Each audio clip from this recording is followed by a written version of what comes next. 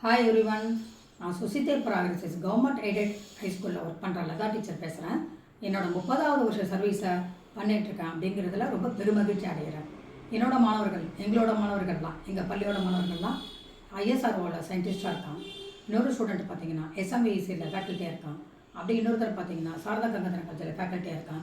இன்னும் நிறையா ஸ்டூடெண்ட்ஸு நிறைய காலேஜஸில் ஃபேக்கல்ட்டியாக இருக்காங்க. ஐடி ஃபீல்டில் ஒர்க் பண்ணுறாங்க. ஒருத்தர் வந்து ஷிப்பில் கேப்டனாக இருக்கார், ஒருத்தர் வந்து ஏர் பைலட்டாக இருக்கார், ஒரு ஸ்டூடெண்ட் டாக்டராக இருக்கா, ஒரு சில பேர் நர்ஸாக இருக்காங்க.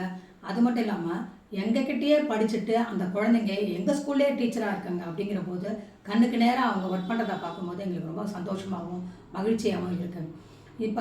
இப்போத்தைய காலத்தில் பசங்களுக்கெல்லாம் வந்து பாடம் நடத்தணும்னு அவசியமே இல்லைங்க.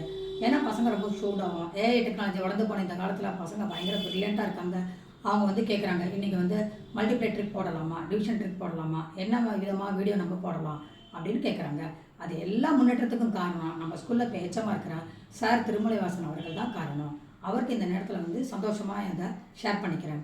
அது மட்டும் இல்லாமல் நம்மளோட பசங்களை வந்து ஒரு நாளைக்கு ஒரு டேட் எடுத்துக்கோங்களேன். சாதாரணமாக ஒரு நாள் எடுத்துக்கோங்க, செப்டம்பர் 16. இந்த நாள் என்னடா விசேஷம் அப்படின்னு கேட்டால் ஜஸ்ட் லைக் தட் சொல்லுவாங்க சார்.